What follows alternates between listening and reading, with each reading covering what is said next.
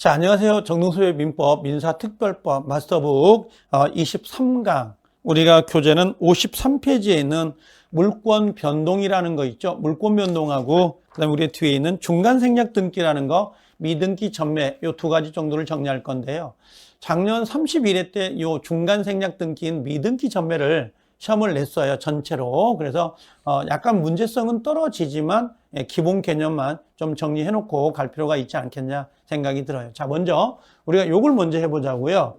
우리가 지금 원래 물권법은 일물일권주의예요. 그럼 일물일권은 하나의 물건에 하나의 권리가 성립되는 거잖아요. 그러면 그 물건에 어떤 권리가 성립이 되어 있는지 요걸 우리가 확인할 수 있어야 된다고. 그럼 그때 쓰는 공시 방법이 등기예요. 등기가 되는데 어떤 물권 변동은 등기를 해야만 권리를 취득하거나 물권 변동이 생길 수가 있고, 어떤 물권은 등기를 하지 않더라도 권리가 생기는 경우가 있더라. 그러면 우리 시험은 등기를 하는 거하고 등기를 안 하는 거, 요 두 가지를 구별할 수가 있어야 돼요. 그래서 우리가 부동산 물권 변동하고 나오죠. 이 물권 변동은 물권 변동이라는 건 물권의 득실 변경이에요. 득실 변경, 득실 변경인데 외부에서 알 수 있도록 공시 방법을 쓰는데 그게 등기다라고 보시면 돼요. 그럼 어떤 건 등기를 해야 되고 어떤 건 등기를 안 해도 되는데요. 자, 법률행위는 법률 규정 두 가지가 있는데, 법률행위는 합의, 설정, 특약입니다. 요것들은 반드시 등기를 하여야 된다. 근데 법률 규정은 등기를 안 해도 된다 이거거든요. 요 두 가지를 나눠 가지고 등기하는 것, 등기 안 하는 것을 나눠 가지고 설명을 한단 말이에요. 그럼 법률 행위는 자, 물권이 양도된다, 물권을 포기한다, 담보권 설정은 저당권이라고 보시면 돼요. 담보권을 설정할 경우는 등기를 하여야 됩니다. 그러나 여기 점유권이나 유치권은 점유가 공시이기 때문에 등기할 필요가 없는데요. 여기서 하나 기억할 것은 우리나라에 이 등기란 제도가 아예 없는 애들이 많은데요. 그 중에서 반드시 외워야 될 게 네 가지. 하나가 뭐냐면 점유권은 등기를 안 해요. 그 다음에 두 번째 유치권. 그 다음에 세 번째는 우리가 주의토지 통행권이라는 게 있어요. 주의토지 통행권이라는 게 하나가 있고요. 그 다음에 또 하나가 네 번째가 지역권 이전 등기라는 게 없어요. 지역권 이전 등기, 지상권 이전 등기나 전세권 이전 등기는 있는데요. 지역권 이전 등기는 없어요. 왜 그러냐면 요역지가 이전되면 지역권은 당연히 따라가기 때문에 별도로 지역권 이전 등기를 갖출 필요가 없다. 이렇게 보시면 돼요. 이런 것들. 자, 그 다음에 자, 법률 규정에 의한 것들은 등기를 안 하는 것들인데요. 요건 좀 외워둘 필요가 있어요. 자, 첫 번째 상속, 요 상속이나 포괄 유증, 회사합병은 등기 안 하는데요. 특정 유증은 등기를 해야 돼요. 요게 좀 차이점이 있고, 그 다음에 당연히 수용은 등기 안 해도 되죠. 그 다음에 판결도 등기 안 하는데 판결이 세 가지가 있어요. 이행 판결, 확인 판결, 형성 판결인데 요 형성 판결은 등기를 안 해도 돼요. 근데 여기 보면 이행 판결, 확인 판결은 등기해야 되는데요. 이 중에 가장 대표적인 게 소유권 이전 등기 판결이라 그래요. 소유권 이전 등기 판결은 이건 등기를 해야 성립이 돼요. 등기를 해야만 성립이 된다. 이렇게 보시면 돼요. 그 다음에 여기 공유물 분할 판결은 등기 안 해요. 상속재산. 이게 가장 대표적인 건데요. 조심해야 할 것은 공유물 협의 분할이 나올 때가 있어요. 협의. 그럼 얘는 등기를 해야 돼요. 등기해야 된다. 협의 분할이니까. 이건 체크할 필요가 있고. 경매는 등기 안 해도 돼요. 경락대금을 완납하면 등기 안 해도 권리를 취득할 수 있고요.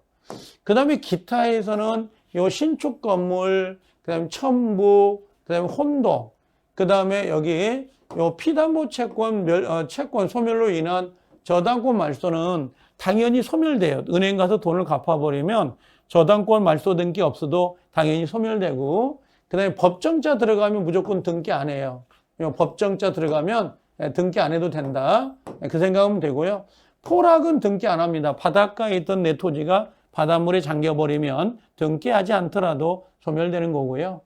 그 다음에 여기 멸실, 그 다음에 부합, 소멸시효. 자, 요거 존속기간 만료로 인한 용익물권이란 말 보이죠? 이것도 중요하죠.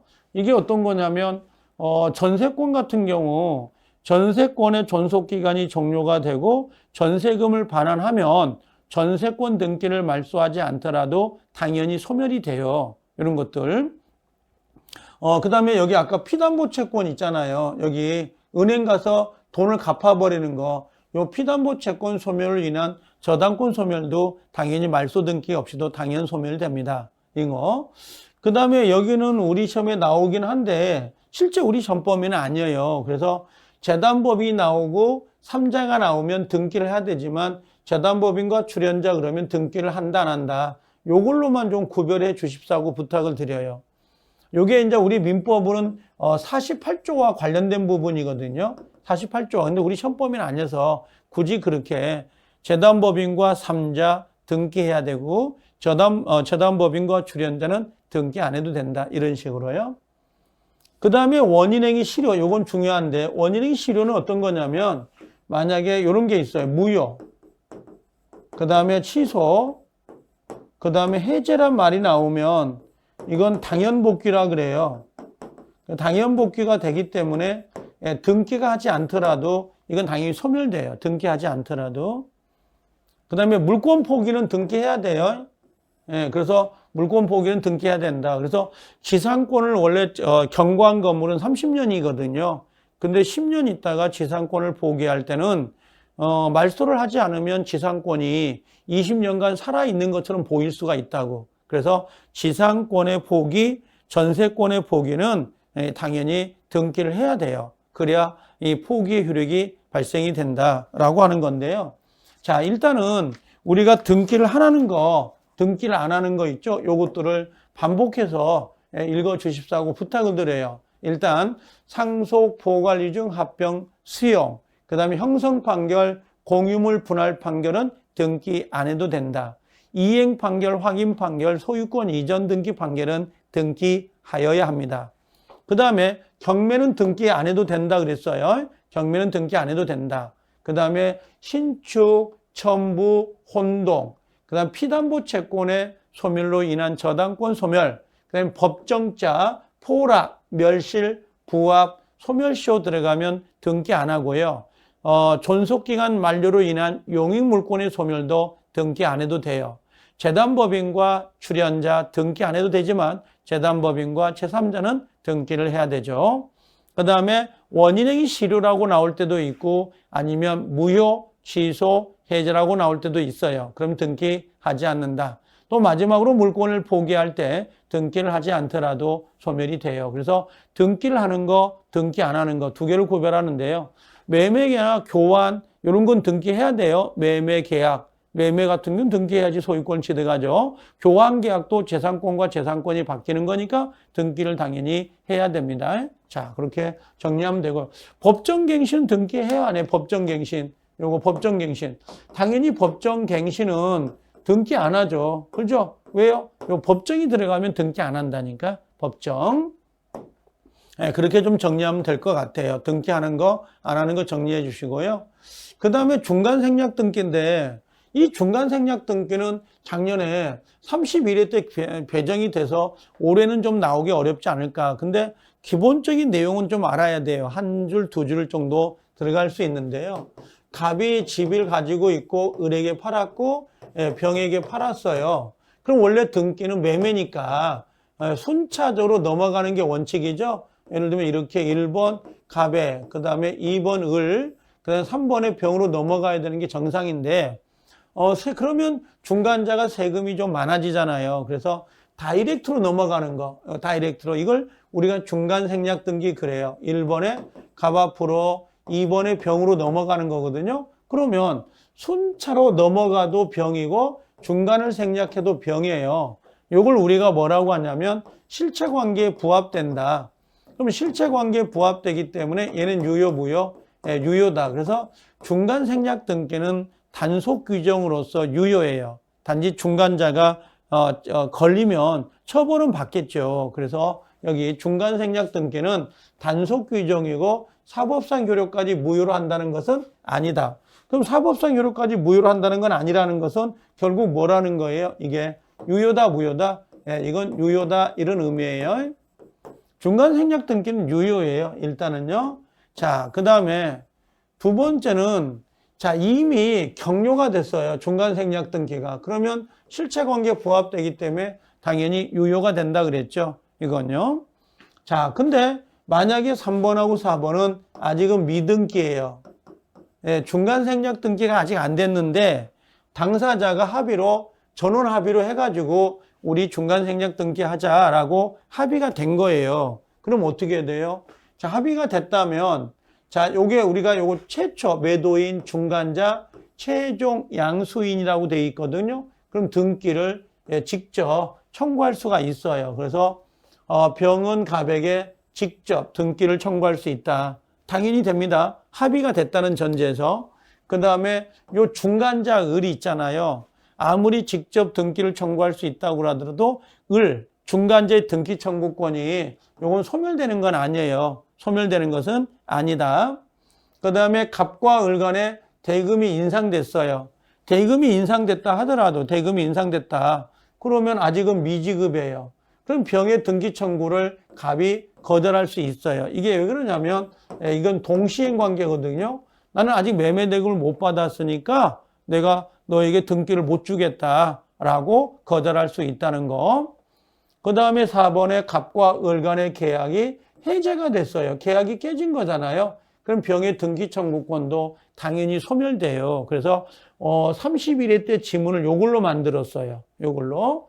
그 다음에 중간생략 등기 전원 합의가 없다 그러면요. 전원 합의가 없어요. 중간생략 등기 하자고 전원 합의가 없다면 이때는 직접 청구가 안 돼요. 이거요. 누가요? 요 병이 직접 청구할 수는 없고요. 뭐만 된다? 대위. 요 대위만 청구할 수 있다는 걸 기억해 주시면 돼요. 그러면 결국은 중간생략 등기 합의가 됐다면 직접 청구하고 합의가 되지 않았다면 대위 청구한다. 이렇게 정리하면 되겠네요. 그 다음에 토지거래 허가구역에서는 중간생략 등기가 무효예요. 왜 그러냐면 이게 허가를 받은 잠탈 또는 배제라고 보시면 돼요. 그러니까 토지거래 허가를 받아야 되는데 중간자가 허가를 안 받고 이걸 넘기는 형태가 돼요. 그래서 잠탈이나 배제라고 하는 영향이 있기 때문에 토지거래 허가구역은 무효라고 보시면 돼요. 그러니까 일반적으로 우리가 보통 토지거래 허가가 아닌 중간생략 등기는 단속 규정이기 때문에 유효입니다. 처벌은 받지만. 근데 토지거래 허가구역에서는 이 중간생략 등기가 이미 이루어졌다 하더라도 무조건 무효다. 잠탈, 배제에 해당이 되기 때문에 무효가 된다. 그렇게 정리를 하시면 될 것 같아요. 아셨죠? 그래서 우리가 중간생략 등기는 너무 많이 신경을 쓰고 볼 정도는 아닌 것 같아요. 왜 그러냐면 작년에 문제가 아예 사례형으로 문제가 배정이 돼버렸어요. 이 문제가. 그래서 다시 나오기는 좀 어렵지 않겠냐. 단지 중간생략 등기를 제가 이야기하는 것은 민법 총칙의 단속 규정에서도 문제가 되고요. 그 다음에 하나나 두 개 정도가 문제가 배정될 수 있잖아요. 그래서 한번 신경을 쓰시라는 의미 때문에 정리를 해드린 겁니다. 자, 그래서 이번 시간에는 등기를 하는 거하고 등기 안 하는 거, 요 두 가지를 좀 정리해 드렸으니까 요걸 여러 번 좀 반복해서 봐 주십사고 부탁을 드립니다. 항상 건강하시기 바랍니다. 자, 이번 시간은 여기까지 정리합니다. 고생하셨습니다.